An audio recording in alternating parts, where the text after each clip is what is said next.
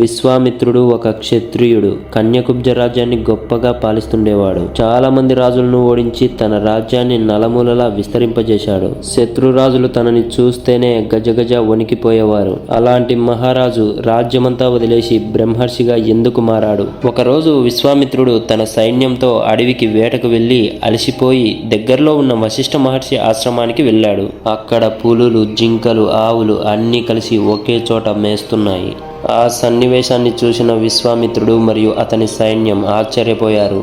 ఈ దృశ్యానికి కారణం వశిష్ఠ మహర్షి యొక్క తపోబలం. వశిష్ఠ మహర్షి విశ్వామిత్రుడిని ఆప్యాయంగా ఆహ్వానించాడు. అతని దగ్గర ఒక గోవు ఉంది. దాని నుండి అన్ని రకాల ఆహార పదార్థాలు, మిఠాయిలు, పాలు, పెరుగు, తేనె అన్నీ వస్తున్నాయి. విశ్వామిత్రుడు మళ్ళీ ఆశ్చర్యపోయాడు. ఈసారి ఆశ్చర్యంతో పాటు అసూయ కూడా పుట్టింది. నాకు ఈ గోవు కావాలి. దానికి బదులుగా నీకు నేను 1000 గోవులు, గుర్రాలు, ఏనుగులు, బంగారం అన్నీ ఇస్తాను అని విశ్వామిత్రుడు ఆశగా అడుగుతాడు. ఇది విన్న వశిష్ఠ మహర్షి, మీరు 1,00,000 గోవులు ఇచ్చినా కూడా నీకు ఈ గోవుని ఇవ్వను. ఎందుకంటే దీని వలన నేను చాలా మందికి దాన ధర్మాలు చేయాలి అని నిక్కచ్చిగా చెబుతాడు. అప్పుడు విశ్వామిత్రుడు బలవంతంగా ఆ గోవును లాగడానికి ప్రయత్నిస్తాడు. అప్పుడు స్వామి, నేను ఇప్పుడు ఈ దుర్మార్గుడి దగ్గరికి వెళ్ళాలా అని కామధేనువు కన్నీళ్లు పెట్టుకుంటూ వశిష్ఠుని అడుగుతుంది. ఇది విన్న వశిష్ఠ మహర్షి, వెళ్ళకు, నిన్ను నువ్వే రక్షించుకో అని చెబుతాడు. అప్పుడు కామధేను 5 మంది యోధులను పుట్టించింది. ఆ యోధులు లక్షల మంది సైన్యాన్ని మట్టి కరిపించారు. ఓడిపోయిన విశ్వామిత్రుడు, నా శస్త్రబలం దేనికి పనికిరాదు, వశిష్ఠుని లాంటి తపోబలం నాకు కావాలి అని నిశ్చయించుకుని రాజ్యాన్ని తన కుమారుడికి ఇచ్చేసి హిమాలయాలకు తపస్సు చేసుకోవడానికి వెళ్ళిపోయాడు. వేసవిలో అగ్ని లాంటి వేడిలో, శీతాకాలంలో శరీరాన్ని కొరికే చలిలో వేల సంవత్సరాలు కఠినమైన తపస్సు చేశాడు. దానితో శివుడు ప్రసన్నుడై దైవాస్త్రాలను ప్రసాదించాడు. విశ్వామిత్రుడు మళ్ళీ తన అస్త్రాలతో వశిష్ఠుని మీదికి వెళ్ళాడు. కానీ ఈసారి కూడా రుద్రాస్త్రం, బ్రహ్మాస్త్రం అన్నీ కూడా వశిష్ఠుని బ్రహ్మదండం ముందు నిలవలేకపోయాయి.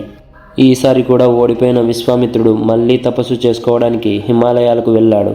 వేల సంవత్సరాలు తపస్సు చేసిన తర్వాత బ్రహ్మదేవుడు ప్రత్యక్షమై, నువ్వు ఇప్పుడు మహర్షివి అని చెబుతాడు. నేను కేవలం మహర్షిని కాదు, వశిష్ఠునిలాగా బ్రహ్మర్షిని కావాలి అని మళ్ళీ తపస్సు చేయడం ప్రారంభిస్తాడు. తన తపోబలాన్ని చూసిన ఇంద్రుడు, తన శక్తివంతుడైతే నా సింహాసనానికి ముప్పు కలుగుతుంది అని గ్రహించి అప్సరస అయినటువంటి మేనకను పిలిచి తన తపస్సుకు భంగం కలిగించమని, నేను నీకు తోడుగా కోకిల రూపంలో వస్తానని చెప్పి పంపిస్తాడు. విశ్వామిత్ర మహర్షి శపిస్తాడేమో అని భయపడుతూనే మేనక ఆయన తపస్సును భంగం కలిగించడానికి వెళ్తుంది. మేనక నాట్యం చేస్తూ ఉంటుంది. ఇంద్రుడు వాయుదేవుడిని ఆజ్ఞాపించి ఆమె వస్త్రాలు ఎగిరేలాగా చేస్తాడు.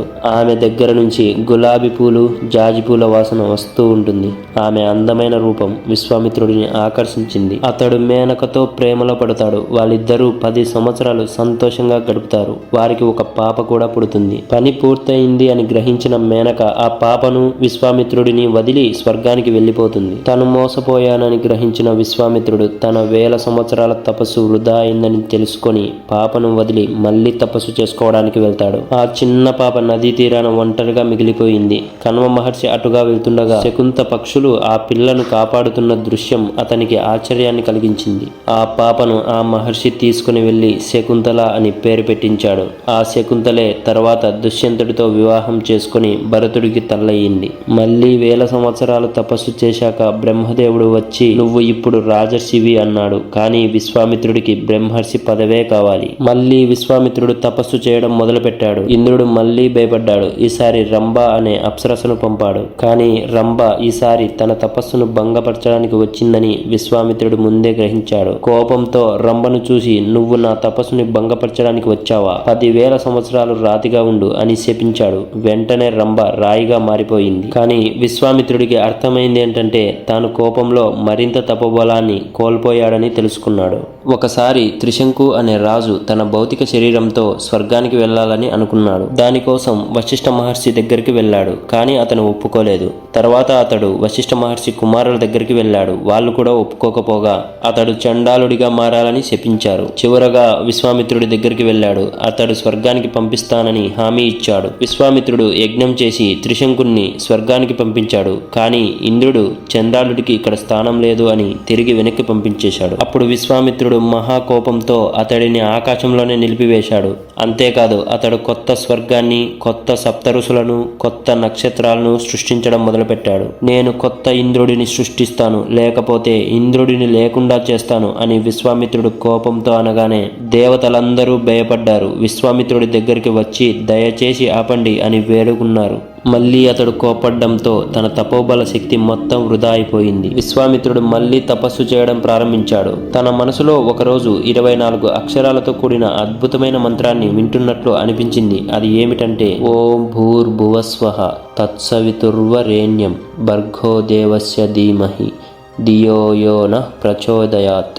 ఈ గాయత్రి మహామంత్రం విశ్వామిత్రుడి ద్వారా ప్రపంచానికి వచ్చింది. ఈ మంత్రం 4 వేదాలకు సమానం. ఇది సర్వ మంత్రాలకు తల్లి లాంటిది. కల్మాషపాదుడు అనే ఇక్ష్వాకు వంశానికి చెందిన ఒక రాజు ఒకసారి అడవికి వేటకు వెళ్తుండగా దారిలో వశిష్ఠ మహర్షి కుమారుడు శక్తి మహర్షి అడ్డం ఉన్నాడని ఆ రాజు వారిని గట్టిగా అరిచాడు. దానితో ఆ మహర్షి ఆ రాజును రాక్షసుడులాగా మారి నరమాంసం తింటూ బ్రతకాలి అని శపించాడు. ఇది గ్రహించిన విశ్వామిత్రుడు అతని రాక్షస బలాన్ని ఇంకా పెంచి వశిష్ఠ మహర్షిని జయించలేనని తెలుసుకొని తన కుమారుల దగ్గరికి పంపిస్తాడు. ఆ రాక్షసుడు అతి భీకరంగా వశిష్ఠుని 100 మంది కుమారులను తినేస్తాడు. అది చూసిన వశిష్ఠుడు వెంటనే ఆ రాక్షసుడిని సంహరిస్తాడు. మళ్ళీ విశ్వామిత్రుడికి తపోభంగం కలుగుతుంది. విశ్వామిత్రుడు ఈసారి మళ్ళీ చివరిసారిగా అత్యంత కఠినమైన తపస్సు చేయడం ప్రారంభిస్తాడు. అన్నపానాలు మానేసి శ్వాసను కూడా తగ్గించుకుంటాడు. ఒకరోజు ఇంద్రుడు పేద బ్రాహ్మణ వేషంలో వచ్చి ఆహారం ఇవ్వండి అని అడిగాడు. విశ్వామిత్రుడు తన కొద్దిపాటి ఆహారాన్ని దానంగా ఇచ్చేశాడు. అతని ఉదారతను చూసిన బ్రహ్మదేవుడు ప్రసన్నుడయ్యాడు. ఆ రోజు రాత్రి విశ్వామిత్రుడు వశిష్ఠ మహర్షి ఆశ్రమానికి వెళ్ళాడు. వశిష్ఠ మహర్షి మరియు అరుంధతి దేవి మాట్లాడుకుంటుంటే అతను వింటున్నాడు. స్వామి, విశ్వామిత్రుడు ఇన్ని సంవత్సరాలు తపస్సు చేశాడు, మీరు అతడిని బ్రహ్మర్షిగా ఎందుకు అంగీకరించలేదు అని అరుంధతి దేవి అడిగింది. ఇది విన్న వశిష్ఠ మహర్షి, అరుంధతి, అతనిలో అహంభావన ఇంకా ఉంది. నేను చచ్చిన తర్వాతనే అతడు బ్రహ్మర్షి అవ్వగలడు, అంటే అతనిలోని అహం చావాలి అన్నాడు. ఇక్కడ నేను చచ్చిన తర్వాత అంటే నేను అనే భావన చచ్చిన తర్వాత అని అర్థం. విశ్వామిత్రుడు ఈ మాటలు విని తప్పుగా అర్థం చేసుకున్నాడు. వశిష్ఠ మహర్షిని చంపితేనే తాను బ్రహ్మర్షి అవ్వగలను అని కోపంతో లోపలికి వెళ్ళాడు. ఇది చూసిన వశిష్ఠ మహర్షి, చూడు అరుంధతి, అతడు ఇంకా ఎంత అహంకారంతో ఉన్నాడో, అతనిలోని కోపం మరియు అహంకారం పోయినంత వరకు బ్రహ్మర్షి ఎలా అవ్వగలడు అని అన్నాడు. అది విన్న విశ్వామిత్రుడికి వెంటనే అర్థమైంది. అతనిలోని అహంకారం మరియు కోపం కరిగిపోయాయి. వశిష్ఠ మహర్షిని చూసి నమస్కరించి క్షమించండి గురుదేవా అని అంటాడు. విశ్వామిత్రుడు వశిష్ఠ మహర్షి యొక్క కుమారులను చంపినా కూడా ఆ కోపం మనసులో పెట్టుకోకుండా గొప్ప మనస్సుతో విశ్వామిత్ర, నువ్వు ఇప్పుడు నిజమైన బ్రహ్మర్షివి అని ప్రకటించాడు. ఒక క్షత్రియ రాజు నుండి బ్రహ్మర్షి అవడంలో విశ్వామిత్రుడు చూపించిన దృఢత్వం, త్యాగం, పరిశుద్ధత ఈ రోజు వరకు మనల్ని ప్రేరేపిస్తూనే ఉంటుంది. అతని జీవితం మనకు చెప్పేది ఏమిటంటే మనిషి తలుచుకుంటే ఏదైనా సాధించి చాలా గొప్పవాడు అవ్వగలడు, కానీ దానికి పూర్తిగా వినయం, ధైర్యం కావాలి.